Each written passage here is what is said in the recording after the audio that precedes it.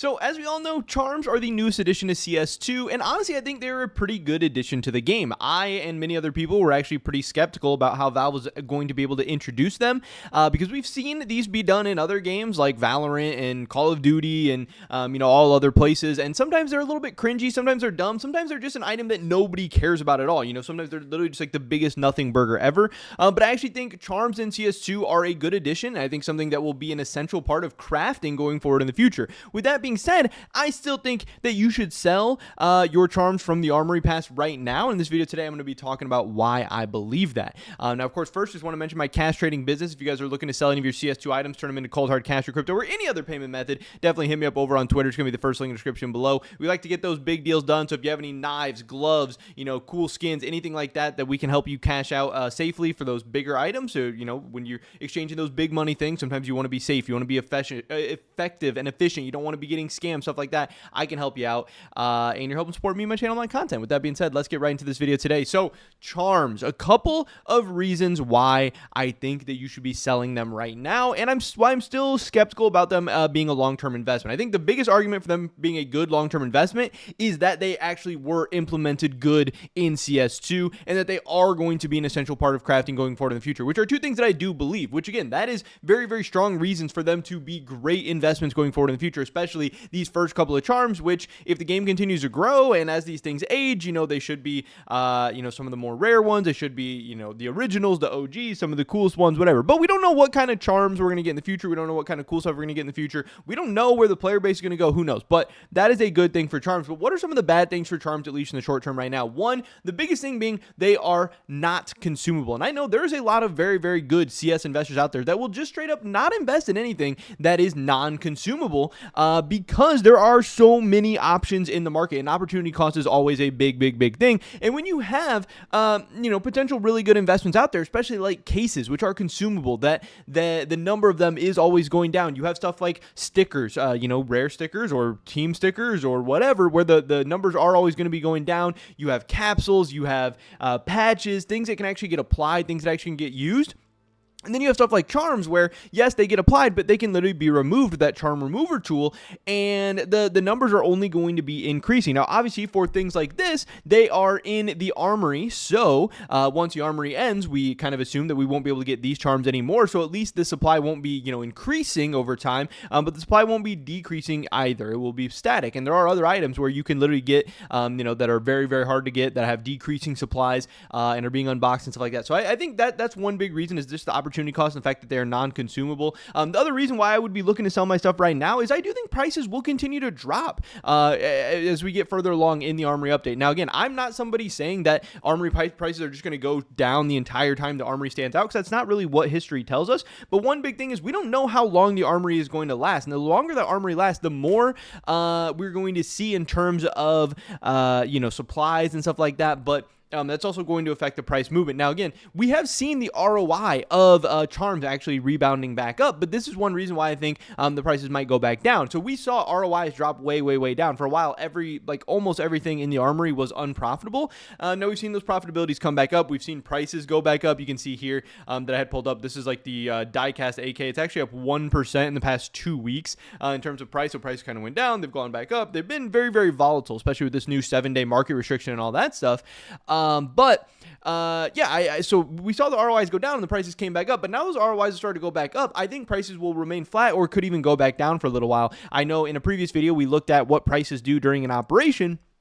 And from what I found or what I saw, looking through the past couple of operations, we usually saw prices hit a bottom 2 to 3 months into the operation and then kind of start to go up from there. Again, we're only 1 month into this Armory update. We're only 1 month into these Armory items. So for the next month or two, I think we could definitely see prices go lower from here. So that's another reason why if I had, some charms that I was really interested in or whatever, I would probably be looking to sell right now. We have all different kinds of charms that are doing different price actions and movements right now as well. We have the Baby Carrot T, which is down 12%. This is all in the last 2 weeks. Baby Carrot CT down 42% in the last 2 weeks. So again, these prices are very volatile, and most of these are having some downward movement in the last 2 weeks. This is the semi-precious down 13%.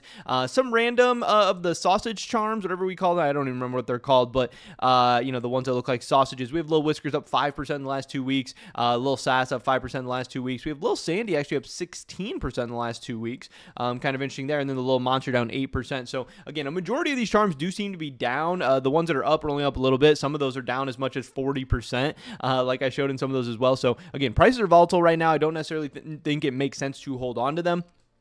Also, I think another big thing, and this is something we had talked about, like from Gabe Follower, saying he would not be surprised if Valve is working on, or maybe even has like some info or whatever, that Valve is working on team charms for majors coming up. And I do think that team charms could definitely be something to rival and compete with the demand of some of these charms, especially those mid to lower tier charms. But also, all of these charms in the armory, again, you can still get them right now. So if people really want them, they can get out and create a bunch of them. Yeah, you do actually have to play the game. You have to buy the armory pass, all that stuff. I get it, but we can still create a ton of these charms. And then if we get team charms, while I don't think team charms will necessarily be the coolest thing in the world, I don't think they'll have a ton of insane demand or anything like that. There will still be some demand. There will still be some money from the charm market leaving some of the armory charms, especially some of the not so cool ones or not so high in demand ones, and going over to those team charms, especially since people want to buy that first iteration of those as well. Also, if we do see team charms coming out in some kind of capsule or something like that, that could be really, really crazy. Whereas these, there's no capsule or container or anything that comes with them.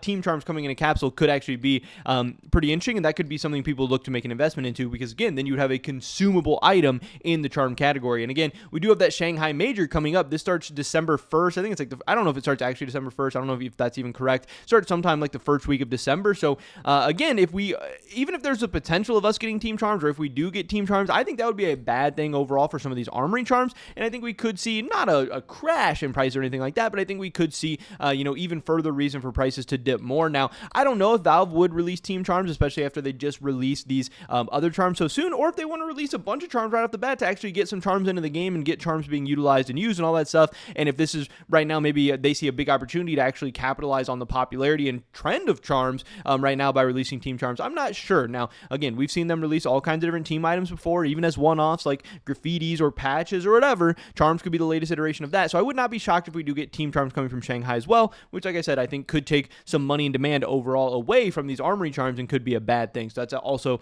definitely something to watch out for. And then the other thing is, I just don't know if a lot of these charms are as rare or as good as so many people are making them out to be. That's another thing. Even people.